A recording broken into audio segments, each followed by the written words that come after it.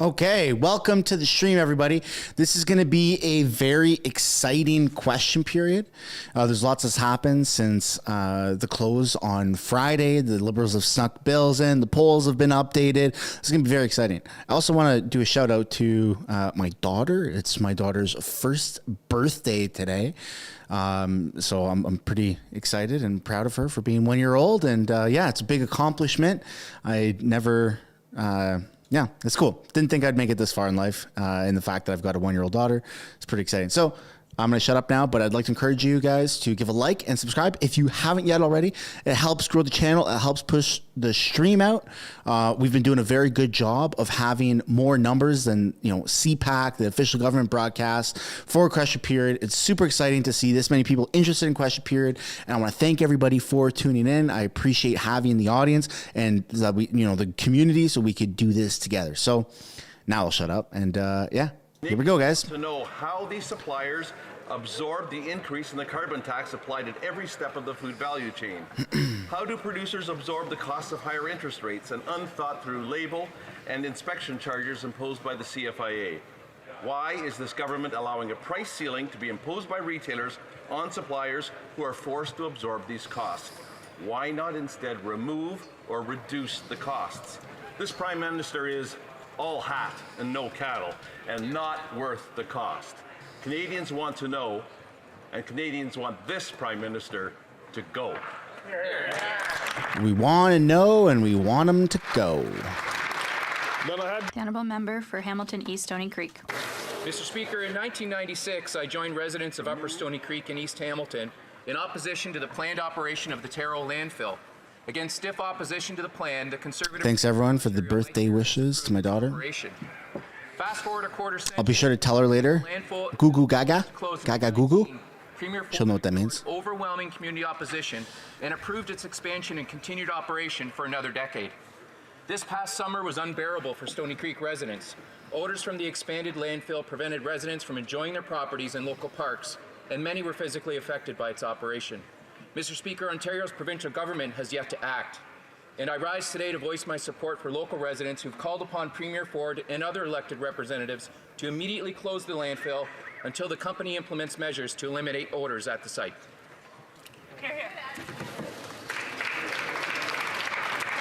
The Honourable Member for Vaudreuil-Soulanges. Mr. Speaker, today I rise to recognize the steadfast and dedicated team at Creek 53, a conservancy trust based in my community of Vaudreuil-Soulanges. Made up of landowners, trustees, academics, and environmental stewards, the team at Creek 53 are working towards the environmental preservation of the Hudson Escarpment and the Creek 53 watershed, an area rich in biodiversity located in Hudson. This initiative was made possible thanks to the vision and hard work of administrators Richard Atler, Bernard Boy, Christopher Buttle, Lindsay Dayu, and Brian Grubert. Thanks to them, the generosity of donors who shared their vision, Creek 53 ensures that this magnificent ecosystem supports research. Yeah, we've all been waiting all weekend. Awareness. It's going to be pretty intense, guys. To benefit. One who calls Vaudreuil-Soulanges. I extend my heartfelt gratitude to the volunteers. We have a lot of people in here for the... who are pioneers not just in conservation, but in truly those of environmental harmony. For the statements by members. Just a reminder, everyone, dropping a like does help the channel, does help the stream get pushed out further, so we can get thousands of people in here. Can't afford to move out of their parents' home, but now seniors are forced to sell their homes because they can't afford them anymore. After 8 years of this NDP Liberal government, inflation is so high that Canadians who have worked for decades, saved up for their retirement, and contributed their entire lives are forced to sell their homes. Worse than that, they can't even afford to rent. The Prime Minister needs to admit to Canadians that this so-called Sunny Ways policies have cost seniors their retirement. With housing costs more than doubling, they can no longer afford to live in their homes. Many are trying to re-enter the workforce, even those who've been retired for more than 10 years. Why? To pay for the basics, food and rent. Mr. Speaker, common sense Conservatives will start by capping spending and bring inflation and interest rates down so that people can keep their homes. It's now obvious to the young people who can't afford to move out. It's painfully obvious to the parents who have to move back in with their kids. This Prime Minister is not worth the cost.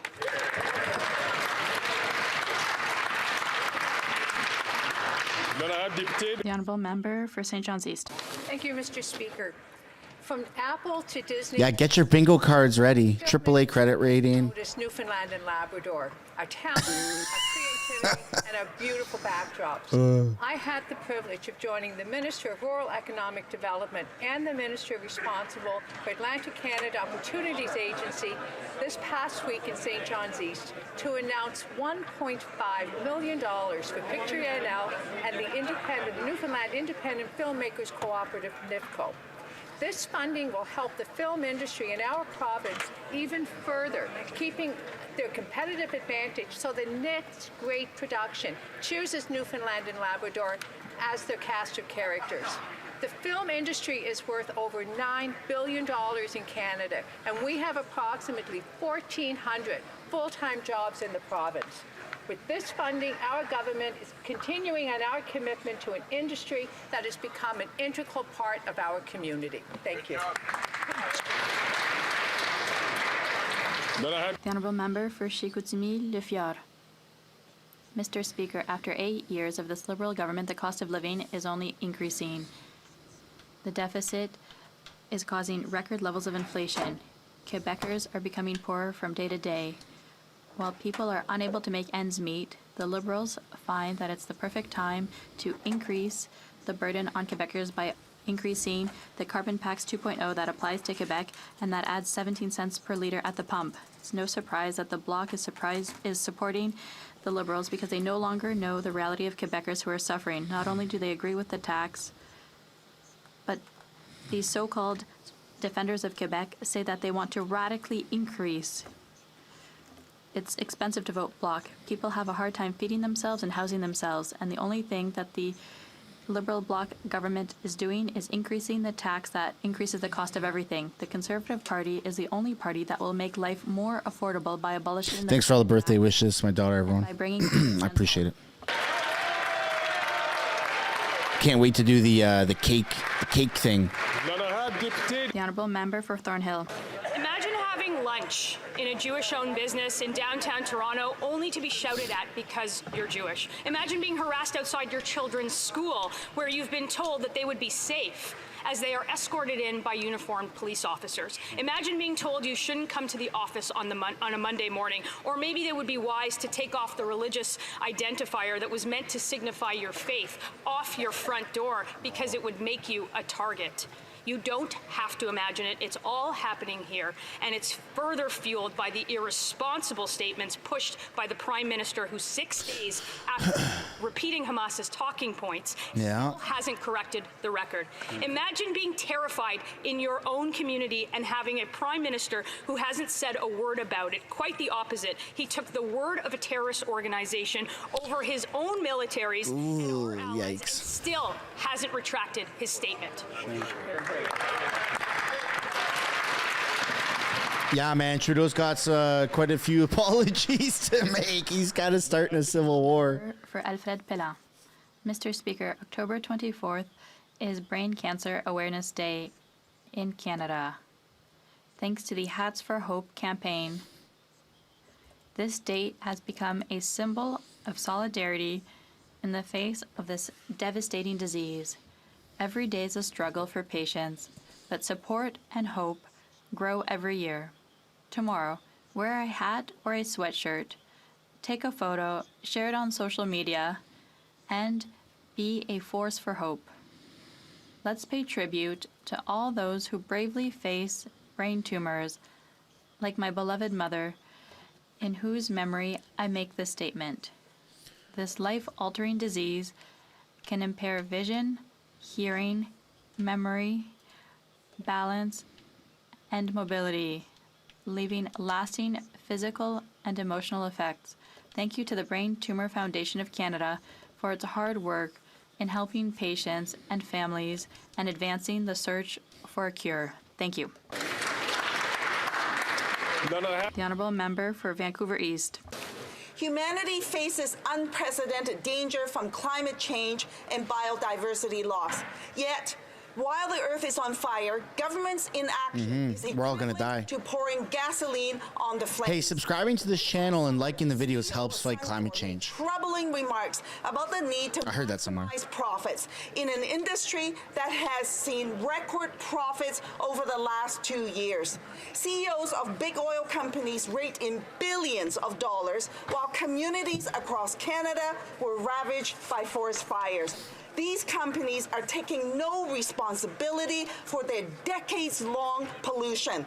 The Liberals have given big oil free rein to fuel the climate crisis. and Frig off, maximize Barb. profits. The NDP wants to see an end to subsidies and stronger emissions caps on these big oil and gas companies to stop their decades-long free ride. It is time to end their greed and protect the future of our planet.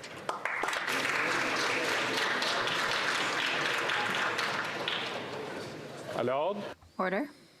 The Honourable Member for Rimouski-Neigette, Témiscouata-les-Basques. Mr. Speaker, this year marks the 25th anniversary of Érudit, a Quebec flagship for the dissemination of scientific knowledge in French.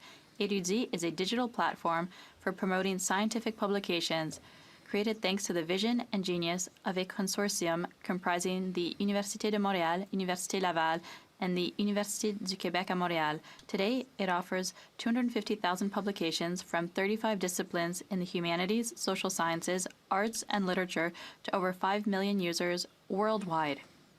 Can we try and get 300 likes before the stream starts? Majority of this content Or, well, the stream's starting, before free of charge question to period everyone. starts. Érudit is therefore an invaluable way to showcase our researchers and the knowledge they produce, and enables Quebec to shine throughout the French-speaking world. Let's be proud of Érudit for 25 years of service to science in French. Congratulations and long life to this Quebec jewel.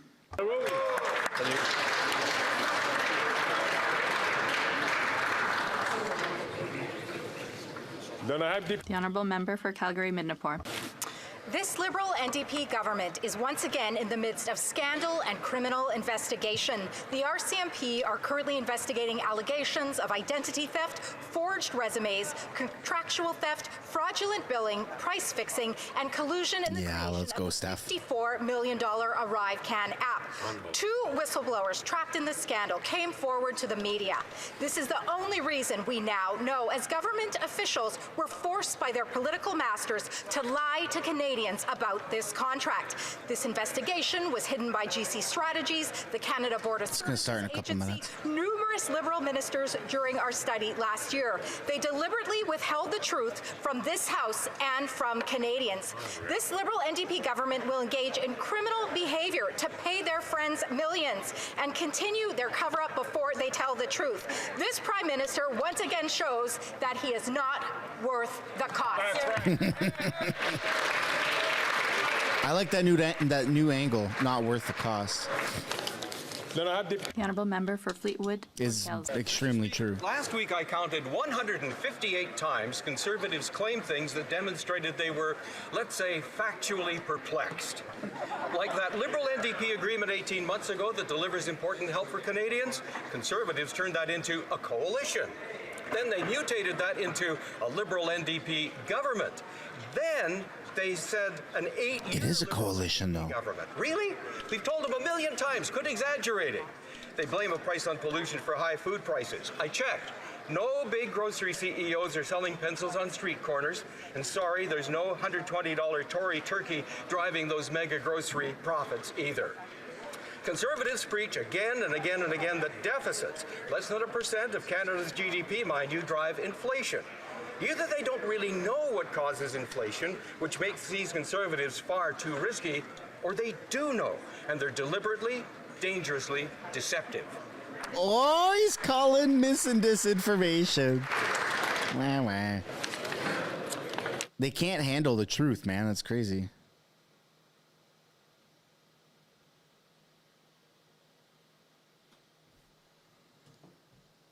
They've cut the mic. They're talking. They're talking. Pierre's in there. Karen's in there. Karen. Questions orales. Oral questions. Honorable Leader of the Opposition. The opposition. Here we go, everybody.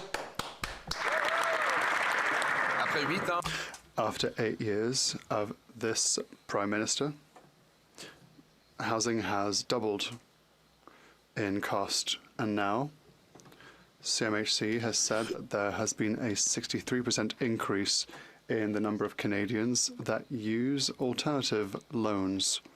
They pay up to 15% in interest for these alternative mortgages. Will the Prime Minister finally change his inflationary ways so that the Bank of Canada can reduce interest rates so that Canadians can keep their houses?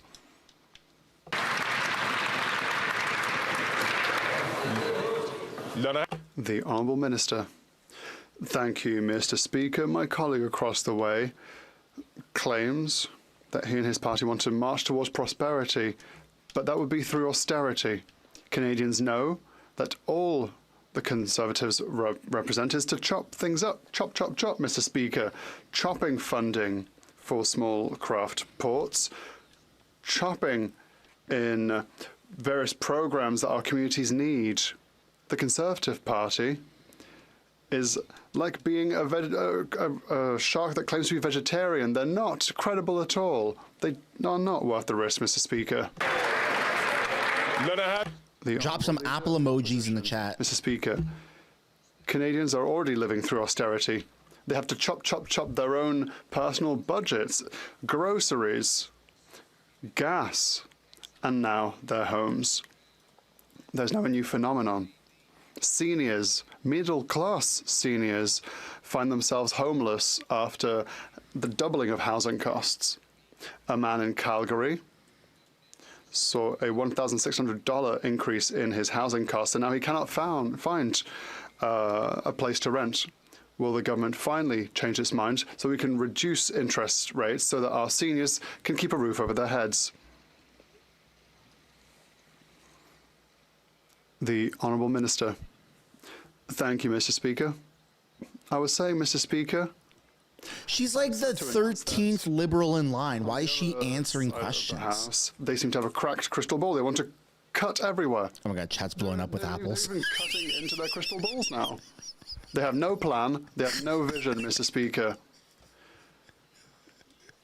Holy shit. Please ask them to fix their crystal balls so that they can better see in the future. Drop some apples in the chat, everybody. The Honourable Leader of the Opposition. Years, this Prime Minister is not worth the cost of housing, which has doubled. Now we see that there's been a 63% increase in the number of Canadians who are going to alternative lenders to get mortgages because they can no longer get approved by the main banks. That means interest rates as high as 15% per year. We haven't seen those types of rates since the last Trudeau was in power. Will the Prime Minister inflationary spending in the upcoming fall economic update so we can bring down interest rates and our Canadian people can keep their homes? Taking a shot at Papa Trudeau.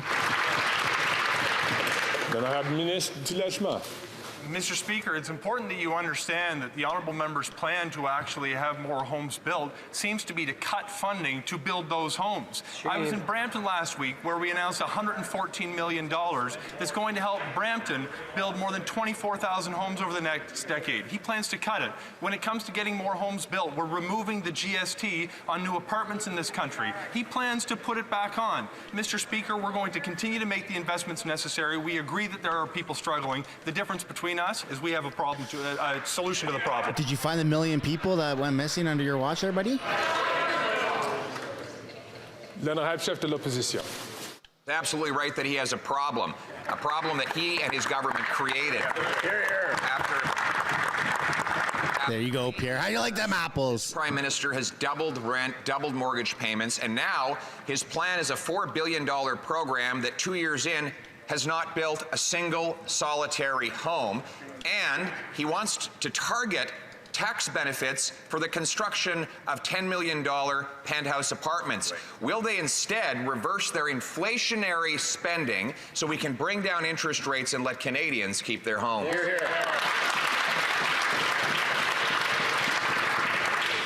L'honorable ministre du Logement. Mr. Speaker, you want to talk about housing program delivery. When he was the minister, he had $300 million go towards the building of only 99 homes over years, Mr. Speaker. We're continuing to roll out programs that are literally changing the ways that cities build homes. We have helped build or repair nearly 500,000 homes through the National Housing Strategy, which his party voted against. He's now opposing measures that's going to make it cheaper to build the homes that Canadians need. We're going to get it done by continuing to incentivize home building, supporting the people who are going to put roofs over the heads of our neighbours. It's the right thing to do. It's a shame that he opposes it. Speaker, after 8 years, the National Housing Strategy of which he speaks has doubled housing costs. It doubled the cost of mortgages, rent, and down payments. And yes, it costs many billions more than what we spent when we were in government, but we delivered housing that was half the cost of what it is today. Now on to restaurants. Today we learned that 1/3 of restaurants are losing money. That leaves them 3 choices: shut down, cut wages, or raise prices on Canadians. Will the government reverse the carbon taxes and the inflationary increases to interest rates that are forcing our restaurants to go under and costing waitresses and servers their jobs? Government doesn't care, man. That's why didn't they just launch a UBI? Universal Basic Income. Mr. Speaker, as a former small business owner myself, I know that small businesses are the backbone of these communities. And as a small business owner, I'm glad the Conservatives are not in charge. Small businesses wouldn't be saving $1 billion in credit card transaction fees. Women entrepreneurs would not have $7 billion of investment through our women entrepreneurship strategy, nor the $10 day childcare that has put more women into the workforce.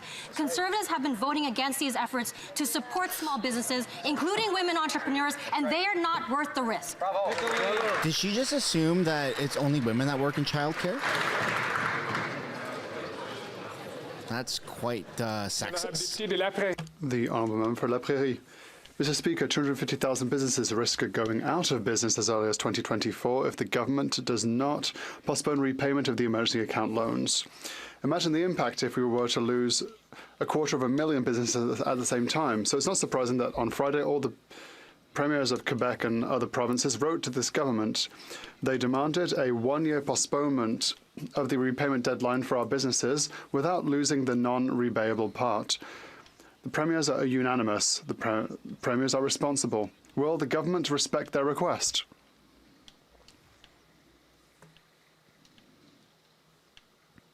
The Honourable Minister. Monsieur le Président. Mr. Speaker, we offer extra flexibility for small businesses to repay their loans, which includes a full 1-year extension, more flexibility for repayment modalities, which constitutes an approach that is balanced and fiscally responsible. We continue to listen to small businesses throughout the country. Obviously not, if you have people telling you right now that you're doing a bad job. Mr. Speaker, once again, this government can't see beyond the end of its nose. That's not what businesses are asking for. They're asking for a 1-year extension for their loans. Does the government really think that these businesses will pay their loans back any faster? If these businesses close, how many workers will end up on EI? Has the government calculated that? Mr. Speaker, the premiers of Quebec and the provinces are unanimous. They have all understood that we have no choice. When will this government finally understand that this is completely logical? The Honourable Minister. Thank you. I'd like to thank my colleague for his question, and as he knows full well, most businesses have said if our government hadn't been there during the pandemic, many businesses would have had to close their doors. We had a solution, a flexible solution that meets our fiscal framework and will continue to be here for businesses on many affairs. We have made historic investments in businesses in Quebec and will continue to do so. The Honourable Member for Burnaby South. Israeli families have lived with the pain of loved ones either killed or still held hostage. In the last 2 weeks, the situation in Gaza has grown dire. Humanitarian aid is trickling in. Thousands have been killed, many children. Diverse voices are calling for a ceasefire, including the head of the UN, Canadian aid agencies, and even some Liberal MPs. Will the Prime Minister join the NDP's call for a ceasefire now. I'm sure that the terrorist group will listen to a ceasefire, Jagmeet. I think we're all on board with that. The humanitarian situation in Gaza was dire before these last weeks. We are doing everything that we can to support Canadians on the ground. We're also committed to working diplomatically to prevent the conflict from spreading. We're working with our allies to ensure the protection of all Israeli and Palestinian civilians. We're calling and have been consistently calling on international humanitarian law to be respected. We were the first government to move to provide substantial humanitarian aid to both Israeli and Palestinian civilians, and we will continue our efforts in that regard. L'honorable député de Burnaby-Sud. Les attaques. Hamas terrorist attacks continue. Rockets are being sent on civilians. And in Gaza, the humanitarian situation is getting worse and worse. More Israelis and Palestinians are losing their lives in this horrible war. When will the government finally take its role seriously in protecting innocents? And when will it finally ask for a ceasefire?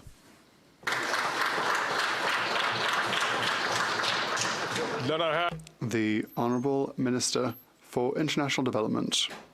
Thank you, Mr. Speaker. Active from the very beginning, we were the first Western country to provide an initial amount of $10 million to go to humanitarian assistance, and recently we announced an additional $50 million, Mr. Speaker, bringing the Canadian total to $60 million. We've been consistent in the call to respect international humanitarian law by all parties in this conflict, and we have been consistently working very hard with our friends and allies in the region to make sure that the humanitarian corridors are not only open, but that they're maintained and that essential life-saving supplies get through on a daily basis. Merci.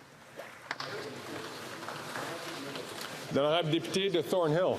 Mr. Speaker, after 8 years of this Liberal NDP government, nearly half of all Canadians with a mortgage say that they're having a tough time paying it. The Prime Minister told us the interest rates would stay low forever, but his reckless spending and higher taxes have caused rates to skyrocket faster than ever.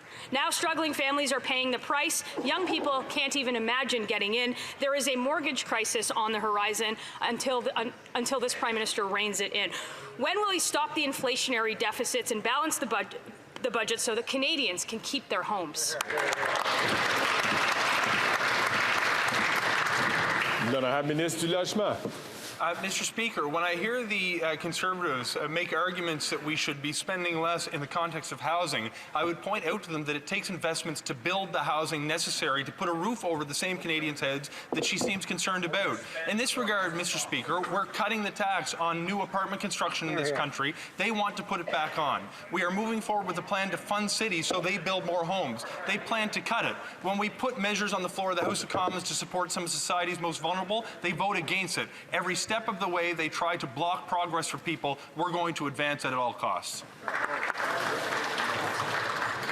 The only thing Liberals are doing is putting us in a deficit.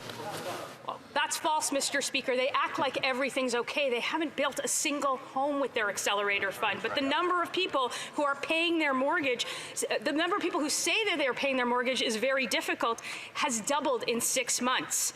And as mortgage payments and anxiety go up, Canadians cut back on essentials like food and home heating. Mr. Speaker, you shouldn't have to choose between heating your home and putting food on the table. But that's the reality after 8 years of this Prime Minister. Yeah. Canadians are realizing that he's not worth the cost. Will this minister finally realize that too?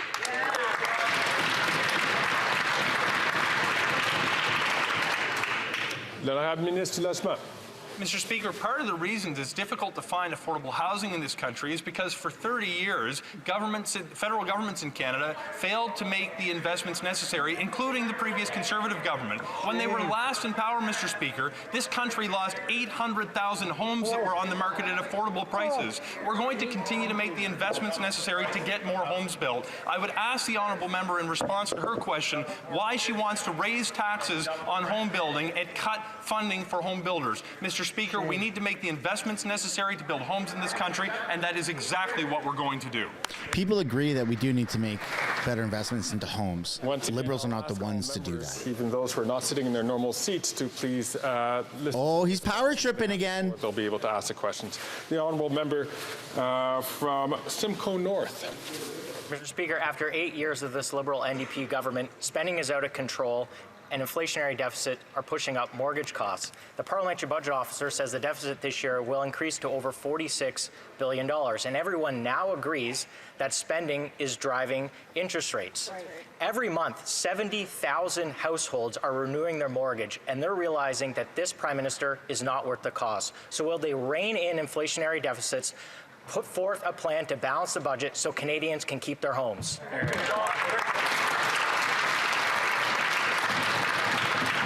L'honorable secrétaire parlementaire. Mr. Speaker, I can speak to the fact that Canada has created over 1 million more jobs compared to pre-pandemic levels, has the lowest debt to GDP ratio and the lowest deficit in the G7, lower inflation than our comparative partners around the world, and the IMF and OECD project the strongest growth in 2024. We know that Canadians are struggling right now, but the real difference between us and the Conservatives, Mr. Speaker, is that our government will not abandon people in need, like the Conservative leader has made abundantly clear time and time again. Didn't Sean Fraser lose a literal million people? L'honorable député de Simcoe Nord. Mr. Speaker, maybe the government hasn't got the memo. Nobody cares about meaningless G7 comparative statistics. After 8 years of prolific spending, the bills are finally coming due. The government borrowing is driving interest rates. This year, the government has to borrow $421 billion. Next year, the government has to borrow over $350 billion. That pushes up mortgage costs for everybody. So once again, will they acknowledge that they need to rein in their spending, produce a plan to balance the budget so that Canadians can keep their homes? It's good that now they're saying nobody cares about G7 comparison. That's a huge talking point for the Liberals. L'honorable ministre. Mr. Speaker, I will share with you what Canadians and Albertans care about, and that is the Canada Pension Plan. And Mr. Speaker, after 3 weeks of silence on behalf of the Conservative leader, finally a comment on Danielle Smith's idea to take Albertans out of the CPP, a weak, timid response at that. And guess what, Mr. Speaker? 30 MPs from Alberta, Conservatives, every one of them, silent on the issue. Why, Mr. Speaker? Because they talk a big game in this House, but when it comes to defending Albertans and Canadians, they're silent. We're on the task. We're going to defend Albertans and the CPP.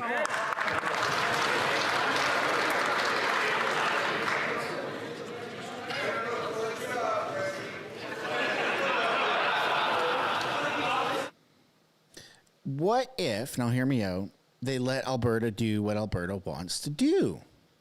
Huh. The honourable member for Louis Saint-Laurent. Mr. Speaker, after 8 years of this Liberal government, unfortunately we no longer recognise the Canada we were so proud of. Because rent is twice as much as before. More and more people are now forced to live where? In their cars. Mr. Speaker, in Canada, a G7 country, people living in a car? That makes no sense. But the Liberals' brilliant idea, supported by the Bloc Québécois' radical ideas, is to invent a new tax on carbon. That's not even a joke. Is there anyone in this government who thinks this finally makes no sense?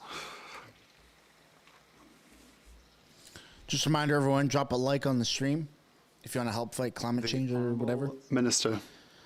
Thank you, Mr. Speaker. I'd like to thank my colleague for his question. Many things in his question, but I'd like to start by saying that climate change isn't just taking care of the environment. That's what the Conservatives don't want to do in the first place, but it's also taking care of our transition economy. Fighting for climate change is creating jobs, and that is exactly what we're doing on this side of the House. Hey, we're trying to fight climate change too on this channel. The more subscribers, the more we fight climate. Well, she should go and knock on people's car windows and tell them that. It's completely disconnected from reality. People who are living this government's inflationary crisis, for 8 years, they did nothing to control spending. They created inflationist measures, and so today, everything costs far too much. What do they want to do is radically increase the carbon tax with the complicit help from the Bloc Québécois? Is there anyone in this government who can finally rise up and say that this finally makes no sense?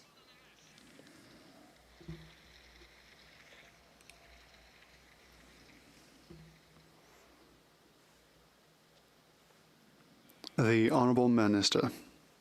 Thank you, Mr. Speaker. What I would like to say, very seriously, is that the Conservatives voted against all measures that support families, the Canada Childcare Benefit, investments that we made in housing.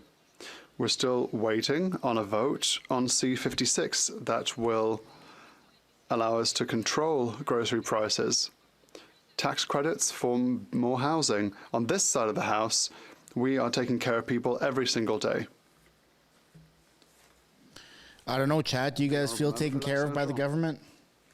Mr. Speaker, Israel has the right to defend itself. We have to be realistic. The conflict in Gaza is not going to subside in the short term. We must also be realistic about the inadequacy of the humanitarian aid that is trickling in at the moment. Canada must ask Israel for a humanitarian truce until aid can reach the civilians in need.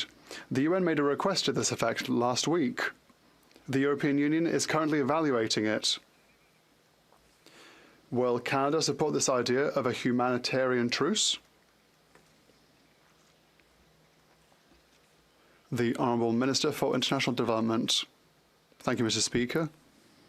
It's our collective duty to defend humanity, dignity, and the protection of all.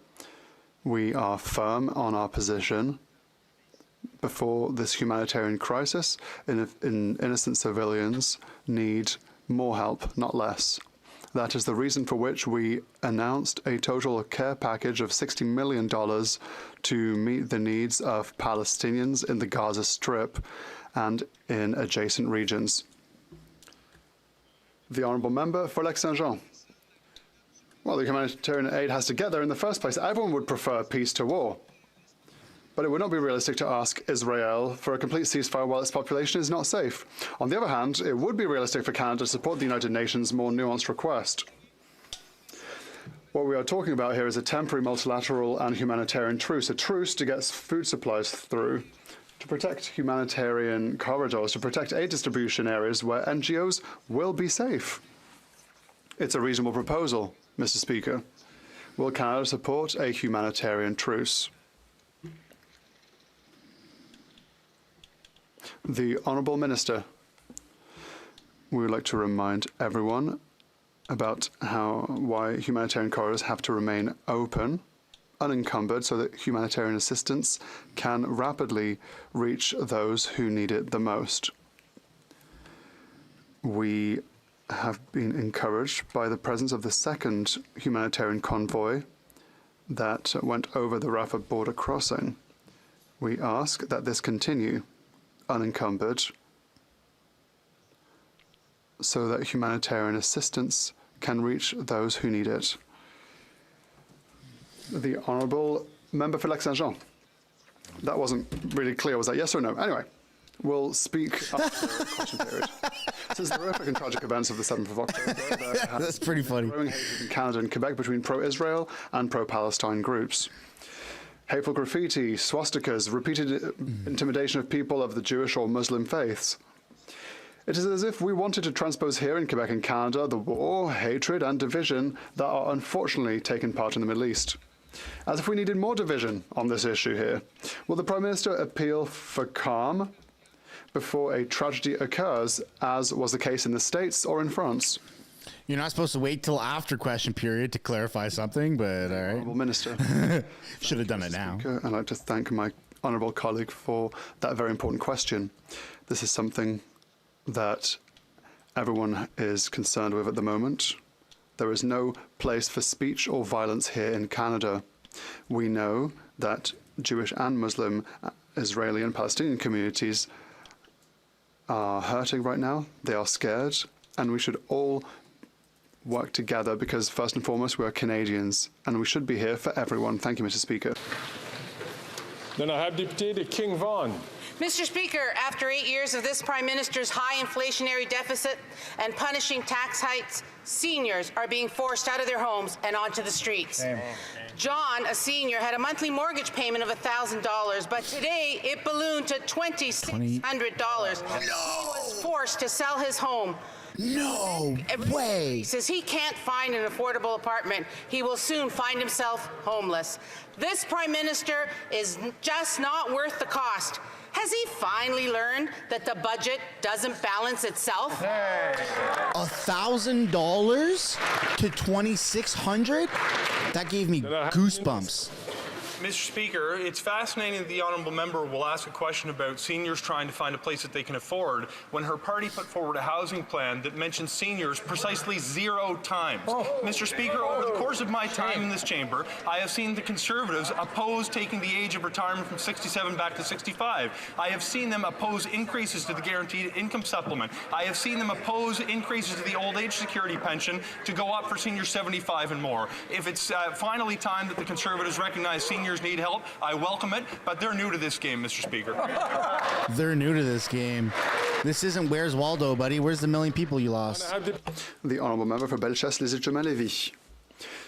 Thank you, Mr. Speaker. The carbon tax, which raises the price of everything and which the Bloc wants to increase radically, is making Quebecers poorer. After 8 years of this government, a young retiree has to go back to work to pay for her heating and grocery bills. She says, all my bills are higher. It's expensive to vote for the Bloc Québécois. The Prime Minister must finally understand that his inflationary policies are hurting people. When will he abandon his costly carbon tax, Mr. Speaker? Dude, $1,000 to $2,600 for a mortgage on the same house. Minister for the just upon renewal is insane. Mr. Speaker, you know, sometimes people watching us develop a certain cynicism when it comes to politics, and it's when we hear this kind of rhetoric from the member. Oh, here's Harry Pot Smoker, who was a member of a provincial. Looks like his mom gave him a haircut or something. In North America, that created a carbon tax. She fought for a carbon tax, not only in Quebec, but around the world. And all of a sudden, the weather vane shifts to the other side, which creates a lot of cynicism. Thank you, Mr. Speaker. Canadians don't care to pay for a carbon tax. No one is happy about it. It's the stupidest thing. Floor to the honourable member. I would like to encourage. Oh, here we go again. To allow other people to speak. The honourable. Drop some apples in the chat, everyone, for the House Speaker. Well, here we are in our great Canada. Retired seniors have to go back to work to be able to pay for their basic needs, like food and heat. It's shameful. That's a reality after 8 years of this Liberal government supported by the Bloc Québécois. Quebec is a province most affected by inflation for the 4th month in a row. Quebec doesn't even have a carbon tax. Come on. Come on. Québécois. Let's be real. When will the Prime Minister cancel his disastrous carbon tax, which radically increases the price of absolutely everything, Mr. Speaker? Okay. The Honourable Minister. Thank you, Mr. Speaker. I think that it's difficult to call Jean Charest a dangerous bloquiste. It's under that premier that she created and defended the carbon tax. She believed in climate change. Now she no longer believes in it. She believed in carbon pricing. She believed in implementing programs to support public transit for the electrification of transit. Now she believes in nothing, just because she's part of a ideologically opposed party to climate change.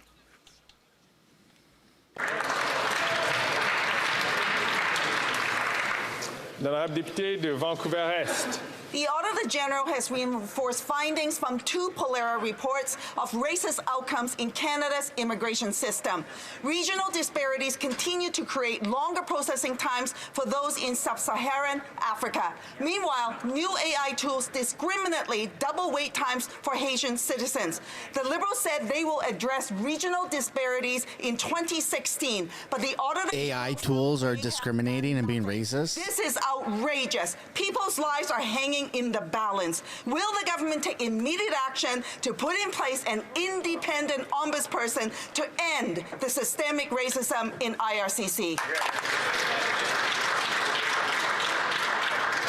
L'honorable ministre.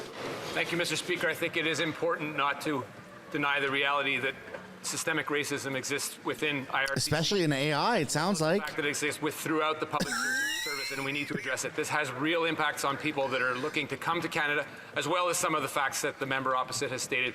I would note that thankfully the Auditor General produced a report that will help as a guide. I've asked my Deputy Minister to continue her work in fighting systemic racism. I would also note that some of the thresholds have gone up in Western Africa since the reference point, but it's not enough, and we've got to do better. L'honorable député de Windsor West. Mr. Speaker, the Prime Minister must call for a ceasefire in Israel and Palestine now. We must protect children from injury, death, and the desolation of their futures. Canada's voice used to be a leader that stands up for human rights and dignity for all, not standing on the sidelines like we're seeing now. If Canada doesn't act, more families will mourn as the violence will escalate and already spilled into Lebanon and the region. And the government's lack of concern from Canadians trapped in Gaza is disturbing. Why won't the Prime Minister call for a ceasefire now? How hard is it to say the word ceasefire? I thought Israel had the right to defend itself. Now NDP's against that? The Honourable Minister for International Development. Western country to provide humanitarian assistance to all civilians in the region. On top of that, we topped up with an additional $50 million. And as a result of that early example, our friends and allies have been incentivized to follow our example. I just spoke to the German Minister for International Development, and she told me that this morning Germany announced $50 million to help civilians caught in this conflict. We are providing the leadership necessary to get aid flowing, to fight for the respect of international humanitarian law, and we're putting our money where our mouth is to get life-saving materials to civilians. You're definitely putting something where your mouth is, and it ain't money. L'honorable député de Brampton Centre. Mr. Speaker, Canadians are concerned about the cost of housing and finding a home at the price they can afford.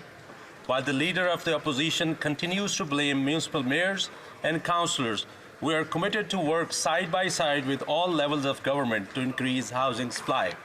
Can the minister explain how he is working with the local government to build more homes in my community of Brampton? L'honorable ministre du Logement. The Honourable Minister for Housing. I want to thank my honourable colleague, not only for his question today, but for hosting myself and the Prime Minister last week, where we announced an investment of $114 million alongside Mayor Patrick Brown for the City of Brampton. This investment, importantly, Mr. Speaker, is going to fast-track the construction of more than 3,100 homes over the next 3 years and more than 24,000 over the next decade. Mr. Speaker, by working with municipal councils and identifying the most ambitious plans in the country, we're going to be able to solve Canada's national housing crisis, starting right in that member's community in the City of Brampton. L'honorable député de Foothills. After 8 years, farmers can no longer carry the burden of the Liberal government. In a letter to the Prime Minister, vegetable farmers warn Canadians of why this Prime Minister is not worth the cost. The price of fresh vegetables is already up 12%, and the Liberals' front-of-pack warning labels on food will cost the industry $2 billion. Wow. But now the Prime Minister's nonsensical package changing on produce will increase the price of food 30%. Costs that will be passed directly to the consumer.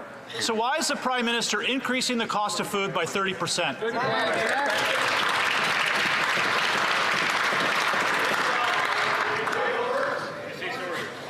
L'honorable ministre. Thank you, Mr. Speaker, and I appreciate my honourable colleague's question. And he's fully aware that we're dealing with Oh, this guy is a horrible MP. Used to be the Veterans Affairs Minister. It's too high. But, Mr. Speaker, if we do not deal with climate change, it is a major problem with the cost of price of food. When you have floods in British Columbia, fires in British Columbia, you have straw worth $300 a bale across the prairie. There's no possibility of keeping food prices down when you have extreme weather conditions.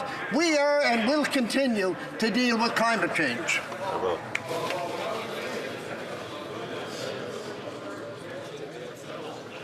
L'honorable député de Foothills. There is no chance of keeping food prices low if you keep adding red tape and bureaucracy and carbon taxes. There you go. Say it like it is, Johnny boy. Increase carbon taxes and red tape, and neither can Canadians who are already struggling to put food on the table. The price of beef and fresh vegetables is up 12%.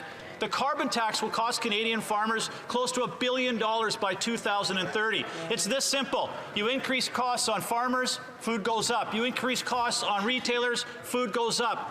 Why is this Prime Minister not worth the cost? Because he is increasing food by 30%. Exactly. Why?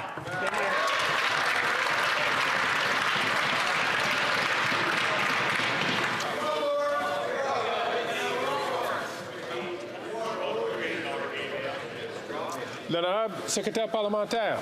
The Honourable Parliamentary Secretary. We know that climate change has many times the impact on general and food inflation than the carbon price has.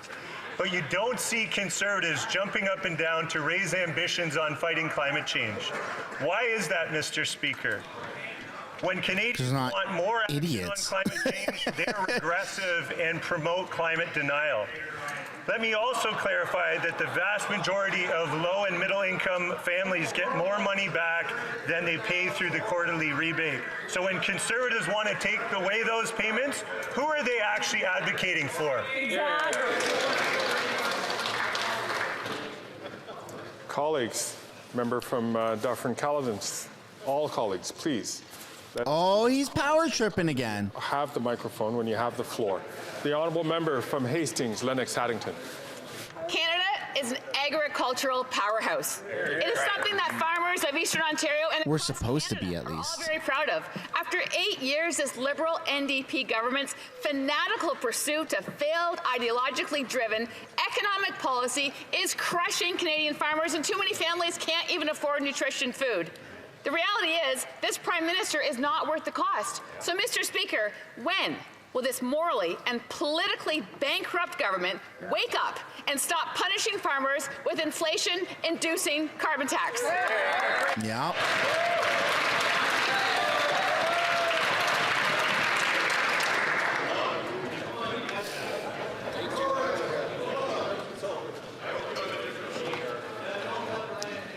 L'honorable secrétaire parlementaire. Mr. Speaker, if Conservatives really cared about grocery prices, then why aren't they supporting our Affordability Act in this House? They've stated repeatedly over and over again that they're going to vote against measures that will increase competition and bring down food prices for Canadians. Are they to expect us to believe that common sense means working against the interests of Canadians? We're fighting for affordability for Canadians every step of the way. The Conservatives should get on side and support our Affordability Act.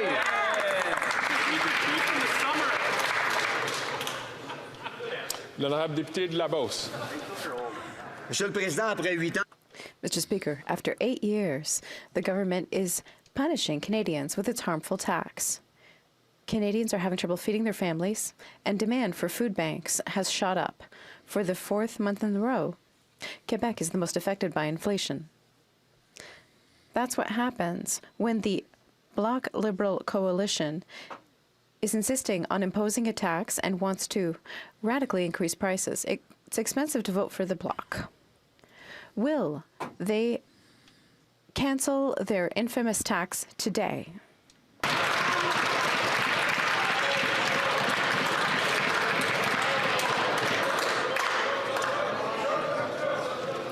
L'honorable ministre. The Honourable Minister. Thank you, Mr. Speaker. It's unbelievable to see a colleague from Quebec refuse to believe in global warming. Heating of the oceans, concerns in the fisheries sector, species at risk, tornadoes that destroy. How is a tax going to solve any of this? Like, are these people stupid? Infrastructure along shorelines. They have no plan. They would cut all the plants. That's what the Conservatives are like.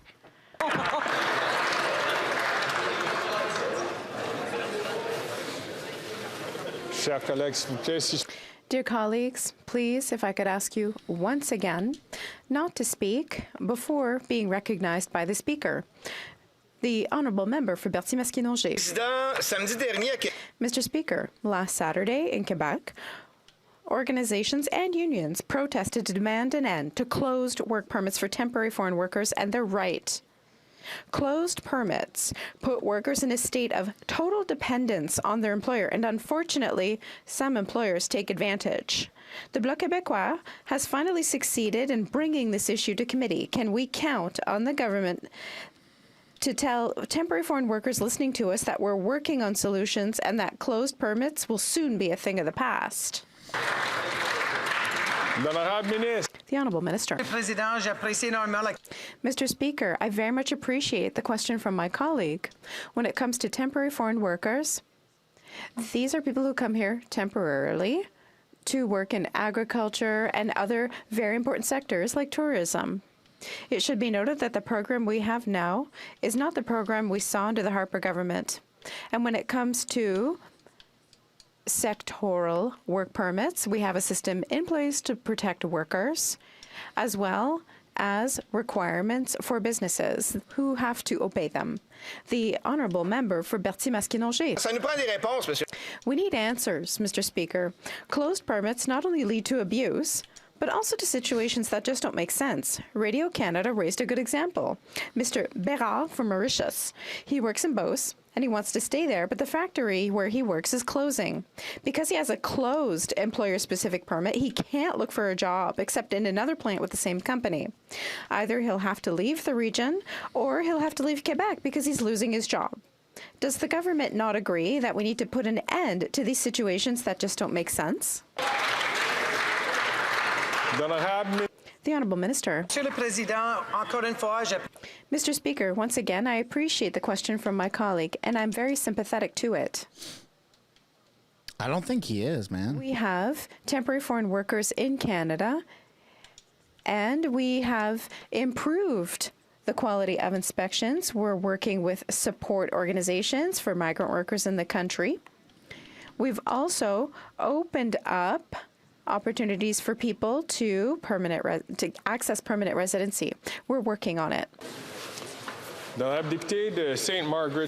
The Honourable Member for St. Margaret South. For 8 years, the Affordable Housing Association of Nova Scotia said that homelessness has gone up by 400% in Halifax. Holy crap. The cost of everything has gone up, which has been caused by this NDP Liberal government. And Atlantic Canada Liberal MPs agree. The cost of living crisis is caused by the carbon tax. East Coast used to be like the cheapest place in all of Canada. Worth the cost, and Canadians are suffering. When will the NDP Liberal government axe a tax, carbon tax, so Canadians can keep their homes? Hear, hear. Yeah, so you don't end up like that guy whose mortgage went from $1,000 to $2,600. I was with the head of the Affordable Housing Association for Nova Scotia just a couple of weeks ago when we were announcing a $79 million investment in Halifax that's going to build more homes in that city. It happened to be on the location of an affordable housing project that only exists because it was funding through the federal government's national housing strategy. If the honourable member wants to address housing policy, I would suggest he talks to some of his colleagues who plan to raise taxes on home builders and cut funding for home building. Mr. Speaker, we're going to continue to make the investments necessary to put a roof over the head of Canadians. I hope he gets with the times and joins us. They created the problem, and now they're trying to create a solution. Mr. Speaker, after 8 years of this NDP Liberal government driving up the cost of living in Atlantic Canada, this Prime Minister is just not worth the cost. Liberal MPs from Atlantic Canada have again decided to punish us by quadrupling the carbon tax to 61 cents per litre. Atlantic Canadians have had enough of the carbon tax. Will the Prime Minister now admit the carbon tax is punishing Atlantic Canada and the most vulnerable people in our society? That's it.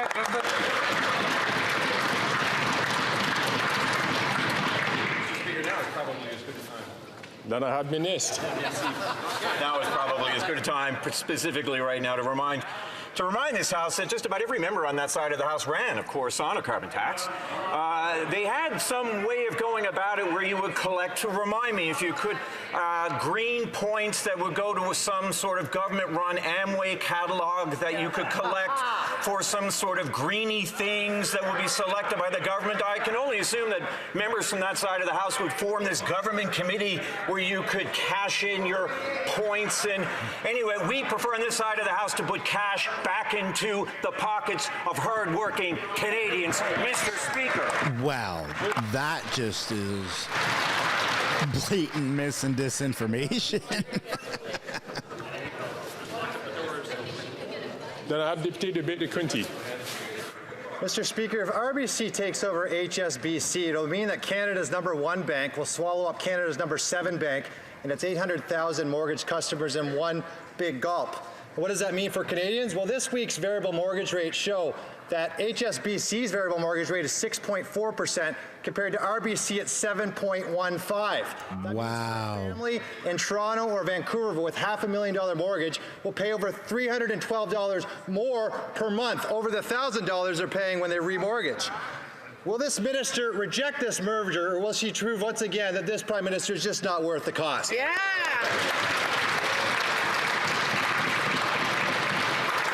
Then I have Secrétaire parlementaire. Mr. Speaker, the Minister of Finance takes her role as regulator of the financial sector very seriously. As the Department of Finance stated on November 29th of last year, over 7% for a mortgage? That's insane. Acquisition will be informed by all required regulatory review processes, including those administered by the Office of Superintendent for Financial Institutions and the Competition Bureau. I want to assure everyone that our government is committed to supporting competition because we know competition is in the best interests of Canadians. Then I have Deputy de West Vancouver, Sunshine Coast, Sea to Sky Country. Mr. Speaker, international, illegal, unreported, and unregulated fishing causes severe harm to species such as wild Pacific salmon and the oceanic white-tip shark. It not only causes economic harm to the thousands that rely on the regulated fishing industry, it also further endangers at-risk species and impacts Indigenous communities that rely on certain fish stocks for food, social, and ceremonial purposes. Can the Minister of Fisheries, Oceans, and the Canadian Coast Guard provide an update to this House on the critical work our government is doing to combat international illegal fishing? Then I have Ministre. The Honourable Minister. Thank you, Mr. Speaker. I'd like to thank my colleague for his question and his strong advocacy for fish species at risk. This fall, Fisheries and Ocean Canada successfully led the first high seas patrol to detect and prevent illegal fishing in the North Pacific. This operation led to the seizure of over 3,000 illegally fished shark fins. Our message is clear. Canada will continue to fight illegal fishing by foreign actors both in Canada and abroad.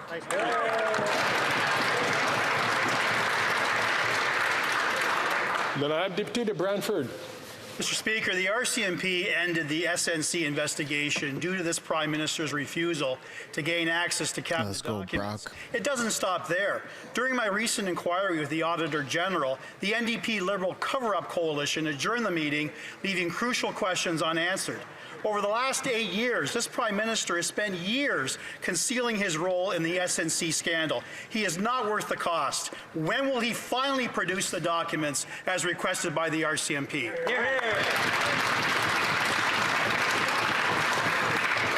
I want to remind all members, please, to refrain from using mock names.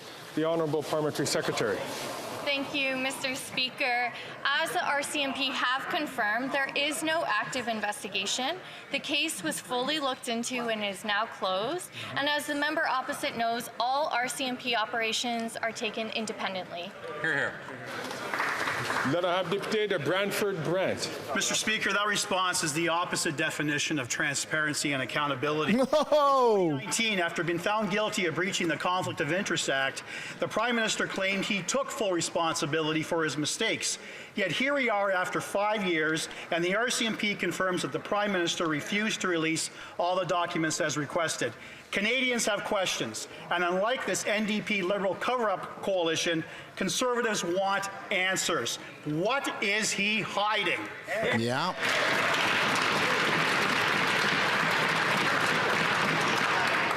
Before we do go to the Honourable Minister, I do want to remind all Honourable members once again to please refrain from using mock titles. Yeah. We get it, Speaker. You feel power hungry. Mr. Speaker, and I appreciate that question, but I also appreciate who it's coming from. The member opposite is somebody who I've worked with in the past on the Justice Committee, somebody who knows the criminal justice system in this country and the difference between political operations and policing operations. There's a bright line in a democracy between those two things. In a democracy, we don't instruct police officers how to do their job. The RCMP conducted an independent investigation, concluded there was no further investigation merited. We trust the RCMP in this country to do their jobs independently. I wish my colleague opposite would do the same.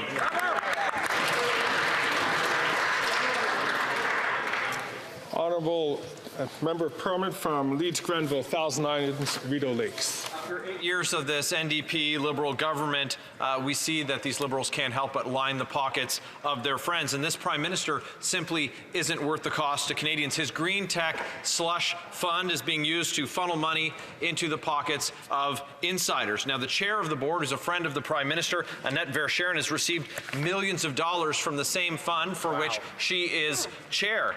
How many more Liberal insiders have gotten rich from this slush fund? Who got rich?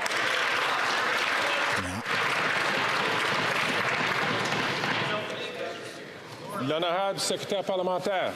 The Honourable Parliamentary Secretary. I've said in this House numerous times now, when the minister learned about the allegations of mismanagement at SDTC, he immediately acted to hire a third party to do an independent, impartial review that came back with a report. Those findings are now being turned into corrective actions, which are part of an implementation plan that SDTC is implementing by December.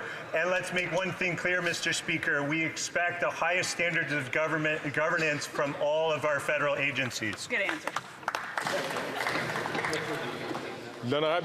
The Honourable Member for Châteauguay-Lacolle.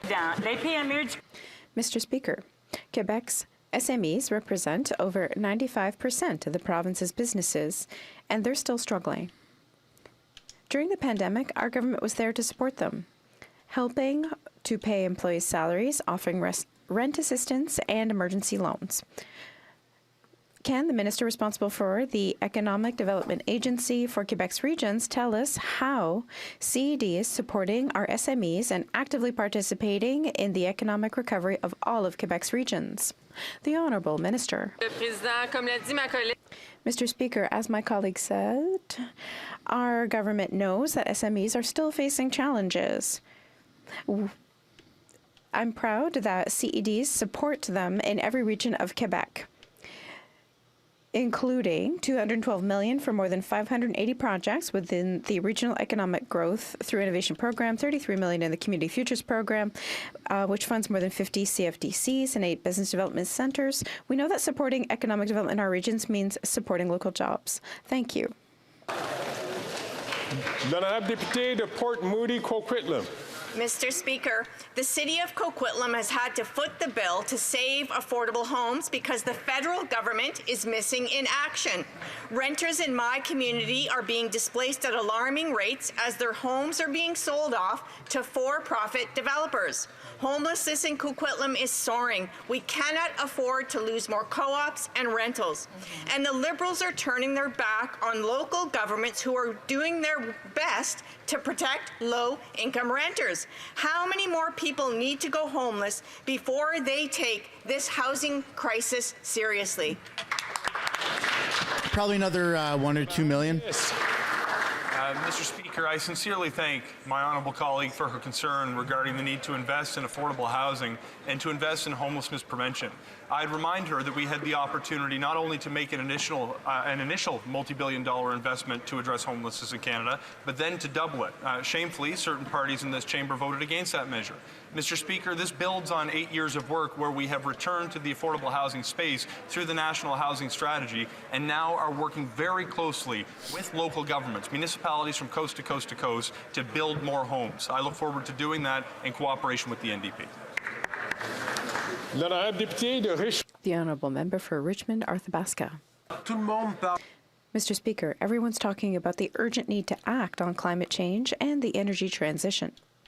Citizens are being asked to take action. when it's time for them to be reimbursed for their portion of the Canadian grant for greener homes, that urgency falls by the wayside. The provincial portion is reimbursed within 2 months of filing documents. At the federal level, citizens have had to wait more than 18 months to get their money. It's almost impossible to talk to a public servant. When people get through, they're being told that staff is swamped. Mr. Speaker, at a time when citizens are struggling to make ends meet, can the minister just make sure his staff solves the problem once and for all? The Honourable Minister. Thank you, Mr. Speaker. I thank my honourable colleague for Richmond Arthabaska for his question. I recognize that there were problems with the program's implementation, but since then, Natural Resources Canada set up measures to improve access to the program so that people can renovate their homes, make them more energy friendly, and save money on their energy bills and reduce greenhouse gases. Who's got money to opposed and do that right now? Get rid of that program if they took power. We'll continue to work with all Canadians on climate change and affordability. That is the end of question period. We have a point of order. Point of order, Mr. Speaker. Earlier in question period, twice you referenced a mock title that members are not supposed to use. And I know a number of us are confused as to what that may be. So I'm wondering if the Speaker could clarify what that term is so that we cannot make that same mistake again going forward. I thank the honourable member from South Shore St. Margaret's for that. The term that was being referenced, I will get back to the honourable member from Brantford Brant, as well as to the member from South Shore St. Margaret's on this shortly. And give us the answer now. At that time. Wow. Dude interrupts question period, says that Conservatives are using mock titles, and when he's asked politely about it, using the proper parliamentary process of, hey man, what is a mock title? Can you clarify? He says, nah, we'll get back to you on that later privately. This just shows, it just shows that this new House Speaker is extremely biased and is using anything that he possibly can to fling to the wall to use to interrupt Conservatives. It's absolutely shameful. The House Speaker is supposed to be its own entity separate of government. It's not, you're not supposed to be liberal or conservative, but the people that get elected in have those positions from previous from their ridings, right? So Anthony Rota was a liberal speaker, and he was not very nice to Conservatives. But in hindsight, I think so many people miss Anthony Rota and were, okay, he brought a Nazi in. Whoop-de-doo. Let's bring him back as House Speaker because he's way better than this guy right off the get-go. I mean, this current guy, Fergus, he's horrible. He's so biased. He's picking on the Conservatives. He's interrupting. He's filibustering. And he's not giving any excuses or any reason as to why he's doing any of these things. It's absolutely shameful. And yeah, people are pissed off, man. People are pissed off with this new House Speaker, including myself. That's where we're going to end this video, guys. I'm going to reiterate from what I said at the beginning of this question period for those who may have watched the entire thing with me. It is my daughter's first birthday today. So I want to limit how much I'm actually, recording, and I want to go enjoy my family time and enjoy my my daughter's birthday. So thank you everybody for tuning in. I appreciate all the support. Thanks for all the likes. It'd be nice if we got a little bit more, maybe to 1,000 before I actually hit the end of the stream, but that's okay. Nonetheless, I'll take it. It's inflation. 1,000 likes is now 650 likes. You know what I'm saying? Like, it's just part of inflation. Anyways, thanks everybody. Peace and love. Hope you all had a great weekend. Enjoy the rest of your day, and I will see you same time tomorrow. Bye for now.